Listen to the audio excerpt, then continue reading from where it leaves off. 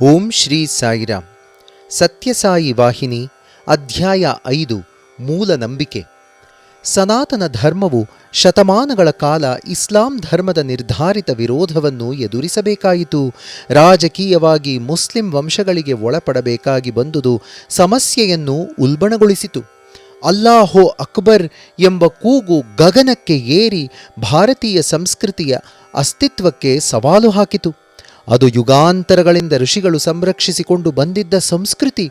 ಬೇರೆ ಯಾವ ದೇಶವೂ ಇಷ್ಟು ಆಳವಾದ ಭೀತಿಯನ್ನು ಇಷ್ಟು ದೀರ್ಘಕಾಲ ಅನುಭವಿಸಲಿಲ್ಲ. ಆದರೆ ಈ ನೆಲದ ನಿತ್ಯ ನೂತನ ಮಹತ್ವಪೂರ್ಣ ಧರ್ಮವು ಪರೀಕ್ಷೆಯಲ್ಲಿ ಗೆದ್ದಿತು. ಇಂದಿಗೂ ಸನಾತನ ಧರ್ಮವು ಎಂದಿನಂತೆಯೇ ಸಮರ್ಥವಾಗಿದೆ, ಬೆಲೆಯುಳ್ಳದ್ದಾಗಿದೆ. ಯಾವುದೇ ಹೊಸ ಕ್ಷೇತ್ರದಿಂದ ಬರುವ ಯಾವುದೇ ಸವಾಲನ್ನು ಎದುರಿಸಲು ಅದು ಸಿದ್ಧವಾಗಿದೆ. ಇಂದಿನ ಕುರುಹುಗಳನ್ನು ಗಮನಿಸಿದರೆ ಈ ಸಂಸ್ಕೃತಿಯು ಪ್ರಧಾನವಾಗಿದೆ, ಶಕ್ತಿಯುತವಾಗಿದೆ ಎಂಬುದು ಸ್ಪಷ್ಟವಾಗಿ ತಿಳಿಯುತ್ತದೆ. ಅಷ್ಟೇಕೆ ಇನ್ನೂ ಮುಂದೆ ನುಗ್ಗಿ ತನ್ನ ರಚನಾತ್ಮಕ ಪ್ರಭಾವವನ್ನು ವಿಸ್ತರಿಸಲು ಸಿದ್ಧವಾಗಿದೆ. ವಿಸ್ತರಣವೇ ಜೀವಂತಿಕೆಯ ಕುರುಹು ಅಲ್ಲವೇ? ಭಾರತೀಯ ಸಂಸ್ಕೃತಿಯು ನಿರೂಪಿಸಿರುವ ತತ್ವಗಳು ಮತ್ತು ಆಚರಣೆಗಳು ಹಾಗೂ ಅವುಗಳಲ್ಲಿ ಅಂತರ್ಗತವಾಗಿರುವ ಮನೋಧರ್ಮಗಳು ಮತ್ತು ಭಾವನೆಗಳು ಇಂದು ಈ ಉಪಖಂಡದ ಗಡಿಗಳೊಳಗೆ ಸೀಮಿತವಾಗಿ ಉಳಿದಿಲ್ಲ. ನಮಗೆ ಇಷ್ಟವಿದೆಯೋ ಇಲ್ಲವೋ ಅವು ಗಡಿ ದಾಟಿ ಬೇರೆ ದೇಶಗಳಿಗೆ ಹೋಗಿ ಅಲ್ಲಿ ನೆಲೆಗೊಳ್ಳುತ್ತಿವೆ. ಮುಖ್ಯ ವಿಚಾರಗಳು, ಮೂಲ ದೃಷ್ಟಿಕೋನಗಳು ಆ ಜನರ ಸಾಹಿತ್ಯದೊಳಕ್ಕೆ ಪ್ರವೇಶಿಸಿ ಅವರ ಚಿಂತನ ಪ್ರಕ್ರಿಯೆಗೆ ಇಳಿಯುತ್ತವೆ. ಕೆಲವು ದೇಶಗಳಲ್ಲಿ, ಕೆಲವು ಜನರಲ್ಲಿ ಅವು ಈಗಾಗಲೇ ಯಾವ ವಿರೋಧವೂ ಇಲ್ಲದೆ ಪ್ರಧಾನ ಪಾತ್ರವನ್ನು ವಹಿಸಿವೆ. ಭಾರತವು ಜಾಗತಿಕ ಶಾಂತಿ ಮತ್ತು ಸಮೃದ್ಧಿಗಾಗಿ ಆಧ್ಯಾತ್ಮಿಕ ಜ್ಞಾನವನ್ನು ತನ್ನ ಕೊಡುಗೆಯಾಗಿ ನೀಡಿದೆ. ಈ ಕೊಡುಗೆಯು ಬೇರೆ ಯಾವುದೇ ದೇಶದ್ದಕ್ಕಿಂತ ಹೆಚ್ಚು ಮಟ್ಟಿಗೆ ಉದ್ಧಾರಕವಾದದ್ದು.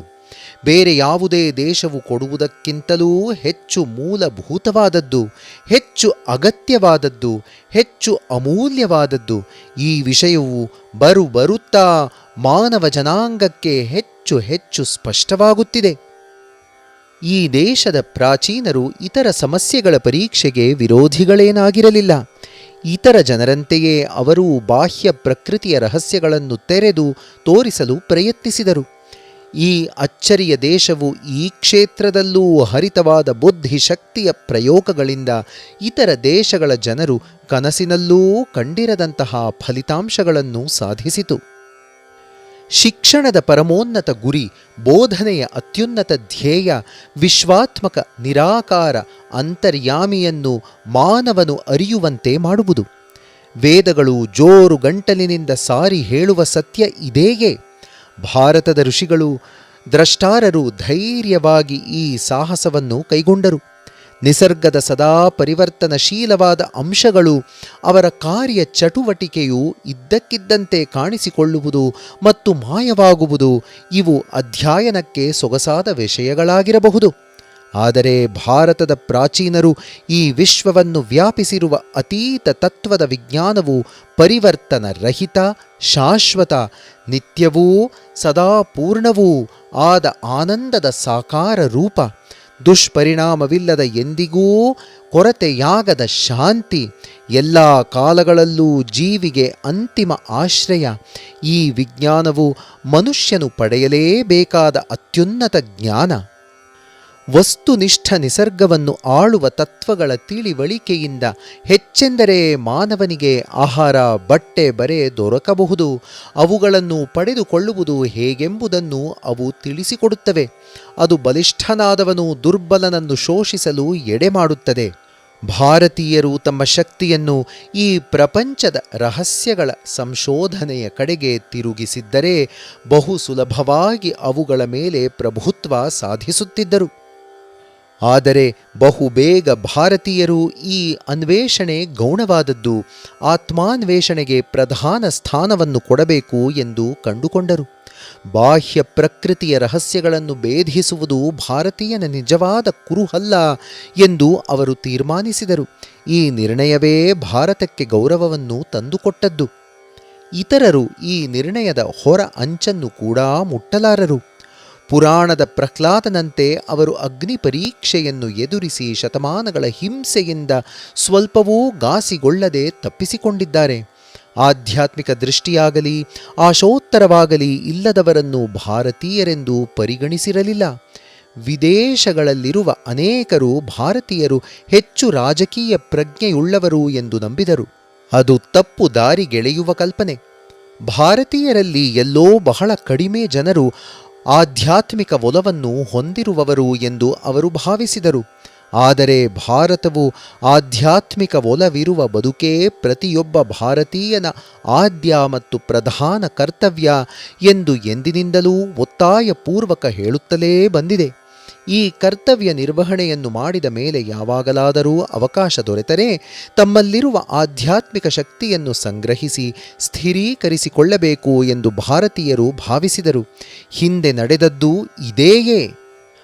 ಆ ಕಾಲದಲ್ಲಿ ರಾಷ್ಟ್ರೀಯ ಭಾವೈಕ್ಯವೆಂದರೆ ದೇಶದಾದ್ಯಂತ ಹರಡಿ ಹೋಗಿದ್ದ ಅನ್ವೇಷಕರ ಆಧ್ಯಾತ್ಮಿಕ ಶಕ್ತಿಗಳನ್ನೂ ಪ್ರೇರಣೆಗಳನ್ನು ಸಾಂದ್ರೀಕರಿಸುವುದು, ಅವು ಪರಸ್ಪರ ಸಹವರ್ತಿಯಾಗಿರುವಂತೆ ಮಾಡುವುದು.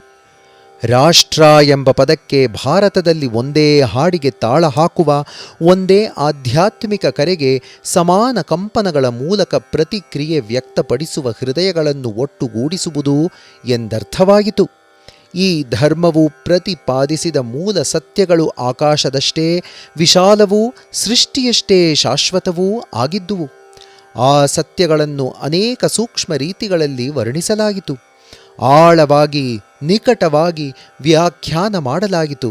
ಆದರೆ ಅವುಗಳನ್ನು ಕಂಡುಹಿಡಿದು ನಿರೂಪಿಸಿದ ದೃಷ್ಟಿಯ ವೈಶಾಲ್ಯದಿಂದಾಗಿ ಅವು ಪ್ರೋತ್ಸಾಹಿಸಿದ ನಂಬಿಕೆಗಳ ಆಧಾರದ ಮೇಲೆ ಅನೇಕ ಧರ್ಮಗಳು ಉದಯಿಸುವುದು ಅನಿವಾರ್ಯವಾಯಿತು. ಮನೋಧರ್ಮಗಳಲ್ಲೂ ಆಚರಣೆಗಳಲ್ಲೂ ವೈವಿಧ್ಯವು ಸಹಜ ಮತ್ತು ಸ್ವಾಗತಾರ್ಹ. ಕಬ್ಬಿಣದ ಚೌಕಟ್ಟು ಹಾಕಿ ಧರ್ಮವನ್ನು ಮಿತಿಗಿಳಿಸಬೇಕಾದ ಅಗತ್ಯ ಏನೂ ಇಲ್ಲ. ಸರ್ವವ್ಯಾಪಿಯಾದ ಒಂದೇ ಒಂದು ಧರ್ಮಕ್ಕೆ ಅವಕಾಶವಿಲ್ಲ. ಆದರೆ ಬೇರೆ ಬೇರೆ ದಾರಿಗಳಲ್ಲಿ ನಡೆಯುತ್ತಿರುವವರ ನಡುವೆ ವೈರ ವಿದ್ವೇಷ ಯಾವ ದೇಶಕ್ಕೂ ಶಾಂತಿಯನ್ನಾಗಲಿ ಸಮೃದ್ಧಿಯನ್ನಾಗಲಿ ತರುವುದಿಲ್ಲ. ತನಗೆ ಬೇಕಾದ ಧರ್ಮವನ್ನು ಅನುಸರಿಸಲು ಸ್ವಾತಂತ್ರ್ಯವಿಲ್ಲದೆ ಹೋದರೆ ಪ್ರಪಂಚವು ಪ್ರಗತಿ ಹೊಂದಲಾರದು. ಒಂದು ಸಣ್ಣ ತಂಡವು ಪ್ರಪಂಚದ ಎಂದೂ ಕೊರತೆಯಾಗದ ಸಮೃದ್ಧ ಸಂಪನ್ಮೂಲದ ಮೇಲೆ ಪ್ರಭುತ್ವ ಸ್ಥಾಪಿಸಲಾರದು. ಸಮಾಜವು ಪರಿಣಾಮಕಾರಿಯಾಗಿ ಕೆಲಸ ಮಾಡಬೇಕಾದರೆ ಸಮುದಾಯದ ಕೆಲಸವನ್ನು ವಿಭಿನ್ನ ಜನವರ್ಗಗಳಿಗೆ ಹಂಚಬೇಕು. ಸಮಾನ ಹಿತ ಸಾಧನೆಯಲ್ಲಿ ತನ್ನ ಕೊಡುಗೆಯನ್ನು ನೀಡುವ ಕೆಲಸವನ್ನು ವಹಿಸಿಕೊಡಬೇಕು ಎಂದು ಭಾರತವು ಬೋಧಿಸಿತು. ಇದು ವೈವಿಧ್ಯಕ್ಕೂ ಪರಸ್ಪರ ಸಹಯೋಗಕ್ಕೂ ಸೌಲಭ್ಯ ಕಲ್ಪಿಸಿತು. ಆಧ್ಯಾತ್ಮಿಕ ಶಕ್ತಿ ಸಾಮರ್ಥ್ಯಗಳನ್ನು ವಾಸ್ತವ ಕಾರ್ಯರೂಪದಲ್ಲಿ ಅನ್ವಯಿಸುವ ಸಲುವಾಗಿ ವೈವಿಧ್ಯವನ್ನು ಒಪ್ಪಿಕೊಳ್ಳಲಾಯಿತು. ಆದ್ದರಿಂದ ಇಲ್ಲಿ ವಿದ್ವೇಷಕ್ಕಾಗಲಿ ಕಾದಾಟಕ್ಕಾಗಲಿ ಅಗತ್ಯವೇ ಇಲ್ಲ. ಇನ್ನು ಈ ವೈವಿಧ್ಯಗಳಾದರೂ ತೋರಿಕೆಯವು, ಅವು ಸತ್ಯವಲ್ಲ. ಈ ವೈವಿಧ್ಯಗಳನ್ನು ಭೇದಿಸುವ ಒಂದು ರಹಸ್ಯದ ಭಾವನೆಯಿದೆ. ಅದು ಅನೇಕದ ಹಿಂದಿರುವ ಏಕವನ್ನು ದರ್ಶಿಸಲು ತಕ್ಕ ಕೀಲಿಕೈಯನ್ನು ಹುಡುಕುತ್ತದೆ. ಪ್ರಾಚೀನ ಶಾಸ್ತ್ರಕೃತಿಗಳು ಅತ್ಯಂತ ಮೌಲಿಕವಾದ ದರ್ಶನವೆಂದು ಸಾರಿರುವುದು ಈ ಉಕ್ತಿ: ಏಕಂ ಸತ್ ವಿಪ್ರಾಹ್ ಬಹುಧಾ ವದಂತಿ. ಇರುವುದು ಒಂದೇ, ಜ್ಞಾನಿಗಳು ಹಲವಾಗಿ ವರ್ಣಿಸುತ್ತಾರೆ. ಆದ್ದರಿಂದ ಭಾರತೀಯರ ಧರ್ಮವು ಇತರ ಎಲ್ಲ ಧರ್ಮಗಳನ್ನು ಸ್ವೀಕರಿಸಿ ಗೌರವಿಸುವ ಒಂದು ಧರ್ಮ ಎಂದು ಹೇಳಬಹುದು. ನಮ್ಮ ಹೃದಯಗಳಲ್ಲಿ ವರ್ಗ ಭೇದಗಳಿಗಾಗಲಿ ಮತಾಂಧತೆಗಾಗಲಿ ಎಡೆಗೊಟ್ಟರೆ ಆ ನಮ್ಮ ಹಿರಿಯರ ವಂಶದಲ್ಲಿ ಬಂದವರಾಗಿ ನಮಗೇ ಅಪಮಾನ ಮಾಡಿಕೊಂಡಂತಾಗುತ್ತದೆ. ನಾವು ಪ್ರಾಚೀನ ವೇದಾಂತ ಧರ್ಮಗಳನ್ನು ಅಳವಡಿಸಿಕೊಂಡಿರಬಹುದು, ಇಲ್ಲವೇ ಆ ವೇದಾಂತ ಚಿಂತನೆಯ ಈಚಿನ ಬೇರೆ ಬೇರೆ ಒಲವುಗಳಿಗೆ ಸಂಬಂಧಪಟ್ಟಿರಬಹುದು. ಸಾರ್ವತ್ರಿಕವಾಗಿ ಎಲ್ಲ ಕಡೆಯೂ ಒಪ್ಪಿಕೊಂಡ ಕೆಲವು ಮೂಲ ಸತ್ಯಗಳನ್ನು ಮನಸ್ಸಿನಲ್ಲಿ ಇಟ್ಟುಕೊಳ್ಳಬೇಕಾಗುತ್ತದೆ. ಹಿಂದೂ ಎಂಬ ಹೆಸರನ್ನು ಹೊತ್ತಿರುವ ಪ್ರತಿಯೊಬ್ಬನೂ ಅವುಗಳನ್ನು ನಂಬಿ ಅವಕ್ಕೆ ತಕ್ಕಂತೆ ಬದುಕನ್ನು ರೂಪಿಸಿಕೊಳ್ಳಬೇಕಾಗುತ್ತದೆ. ಹಾಗೆ ಮಾಡಲು ಅವರು ಸಂಕಲ್ಪಿಸಬೇಕು.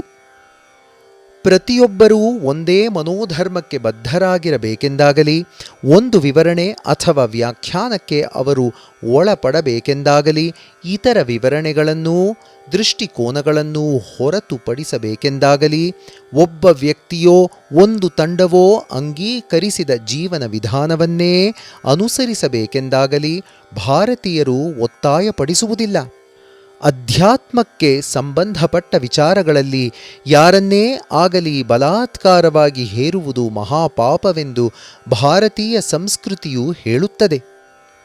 ಶಾಶ್ವತ ಸರ್ವವ್ಯಾಪಕ ಧರ್ಮವನ್ನು ವೇದಗಳು ಬೋಧಿಸಿವೆ.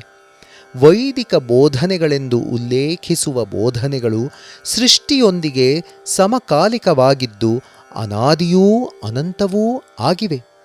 ಆತ್ಮವನ್ನು ಕುರಿತ ಎಲ್ಲ ವಿಚಾರಗಳು, ವಿವಿಧ ಶಾಖೋಪಶಾಖೆಗಳು ಎಲ್ಲವೂ ಆ ಬೋಧನೆಗಳೊಂದಿಗೆ ಮುಗಿಯುತ್ತವೆ, ಪೂರ್ಣತೆ ಪಡೆಯುತ್ತವೆ. ವೇದಗಳನ್ನು ಅಧ್ಯಯನ ಮಾಡಿ ಅವುಗಳನ್ನು ಆಚರಿಸಿದರೆ ಈ ತೀರ್ಮಾನವನ್ನು ತಪ್ಪಿಸಿಕೊಳ್ಳುವುದು ಸಾಧ್ಯವೇ ಇಲ್ಲ. ಆಧ್ಯಾತ್ಮಿಕ ಮನೋಧರ್ಮ ಮತ್ತು ಆಕಾಂಕ್ಷೆಗಳನ್ನು ಒಳಗೊಂಡ ಎಲ್ಲ ಸಮಸ್ಯೆಗಳಿಗೂ ನಮಗೆ ವೇದಗಳಲ್ಲೇ ಪರಿಹಾರ ದೊರಕುತ್ತದೆ. ವೇದಗಳ ಯಾವ ಭಾಗಗಳು ತಮ್ಮ ಸಿದ್ಧಾಂತಕ್ಕೆ ಪ್ರಮಾಣವಾಗುತ್ತವೆ ಎಂಬ ವಿಷಯದಲ್ಲಿ ದೃಷ್ಟಿಗಳು ವ್ಯತ್ಯಾಸಗೊಳ್ಳುತ್ತವೆ. ಒಂದು ಮತಪಂಥಕ್ಕೆ ಸೇರಿದ ವ್ಯಕ್ತಿಗಳು ವೇದಗಳ ಕೆಲವು ಭಾಗಗಳನ್ನು ಮಿಕ್ಕವುಗಳಿಗಿಂತ ಹೆಚ್ಚು ಪವಿತ್ರ, ಹೆಚ್ಚು ಪೂಜ್ಯ ಎಂದು ಪರಿಗಣಿಸಬಹುದು. ಹಾಗಿದ್ದರೂ ಎಲ್ಲರೂ ಸಹೋದರರು, ವೇದಗಳ ಬೋಧನೆಯನ್ನು ಸಮಾನವಾಗಿ ಹಂಚಿಕೊಳ್ಳುವವರು.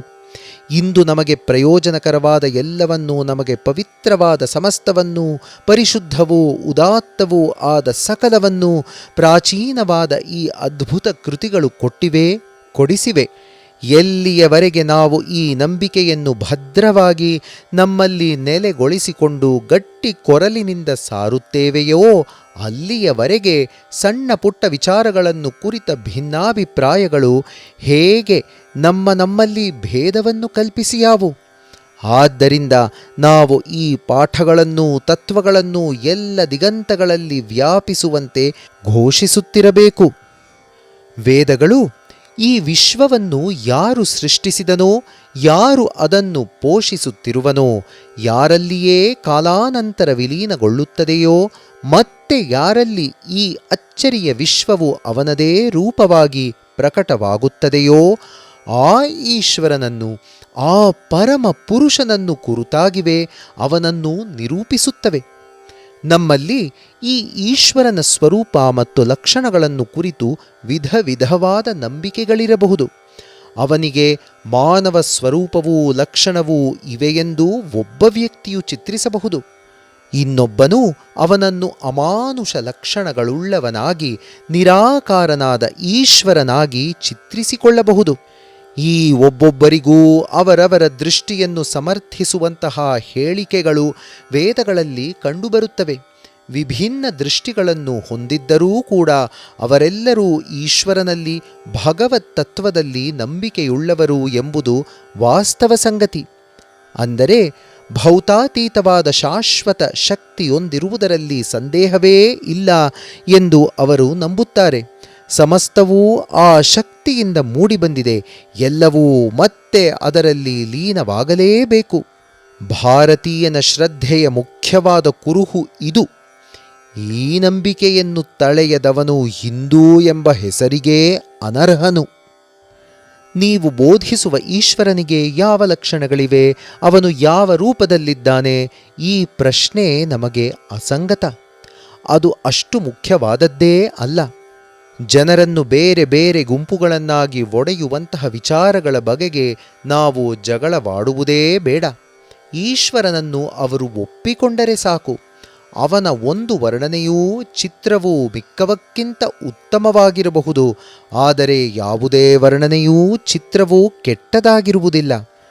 ಒಂದು ನಿರೂಪಣೆ ಉತ್ತಮವಾಗಿರಬಹುದು, ಇನ್ನೊಂದು ಉತ್ತಮ ತರವಾಗಿ ಇರಬಹುದು, ಮೂರನೆಯದು ಅತ್ಯುತ್ತಮವಾಗಿ ಇರಬಹುದು.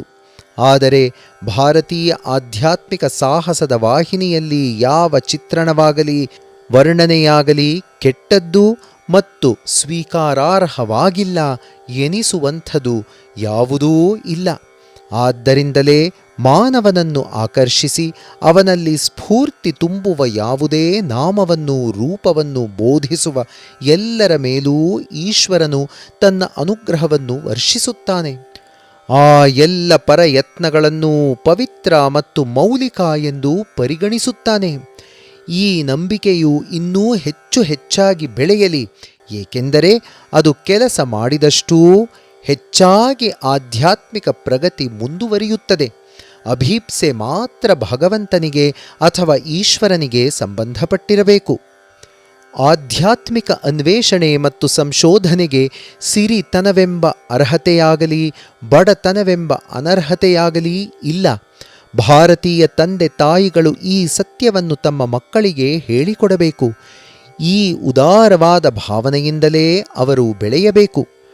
ಬೇರೆ ದೇಶಗಳಲ್ಲಿನ ಜನರು ಹೇಳುವಂತೆ ಈ ವಿಶ್ವವು ಕೆಲವು ಸಹಸ್ರ ವರ್ಷಗಳ ಹಿಂದೆ ಕಾಣಿಸಿಕೊಂಡಿತೆಂದೂ ಮುಂದೆ ಯಾವುದೋ ಒಂದು ದಿನ ಅಂತಿಮವಾಗಿ ಮತ್ತು ಎಂದೆಂದಿಗೂ ಪೂರ್ತಿ ನಾಶವಾಗಿ ಬಿಡುತ್ತದೆಂದೂ ಭಾರತೀಯರು ಒಪ್ಪುವುದಿಲ್ಲ. ವಿಶ್ವವು ಏನೂ ಇಲ್ಲದ ಶೂನ್ಯ ಸ್ಥಿತಿಯಿಂದ ಮೂಡಿತು ಎಂಬ ಮಾತನ್ನೇ ಭಾರತೀಯರು ಅಂಗೀಕರಿಸುವುದಿಲ್ಲ. ವಿಶ್ವ ಅಥವಾ ವಸ್ತುನಿಷ್ಠ ಸೃಷ್ಟಿಯು ಅನಾದಿ ಮತ್ತು ಅನಂತ ಕಾಲದ ವಿಕಾಸ ನಿಯಮಗಳ ಪ್ರಕಾರ ಅದು ಸ್ಥೂಲದಿಂದ ಸೂಕ್ಷ್ಮಕ್ಕೆ ಹರಿದು ಅಲ್ಲಿ ಸ್ವಲ್ಪ ಸಮಯ ಇದ್ದು ಮತ್ತೆ ಮತ್ತೆ ತಾನು ಎಲ್ಲಿಂದ ಬಂದಿತೋ ಆ ಕಾರಣ ಶರೀರದಲ್ಲಿ ವಿಲೀನಗೊಳ್ಳುತ್ತದೆ. ಅದು ವಿಲೀನಗೊಳ್ಳುವ ಏಕ ವಸ್ತುವಿನಿಂದ ಕ್ರಮೇಣ ಅನೇಕವಾಗಿ ಮತ್ತೆ ಪ್ರಕಟವಾಗುತ್ತದೆ. ಕಾರಣದಿಂದ ಸೂಕ್ಷ್ಮಕ್ಕೆ, ಸೂಕ್ಷ್ಮದಿಂದ ಸ್ಥೂಲಕ್ಕೆ. ಜೈ ಸಾಯಿರಾಮ್.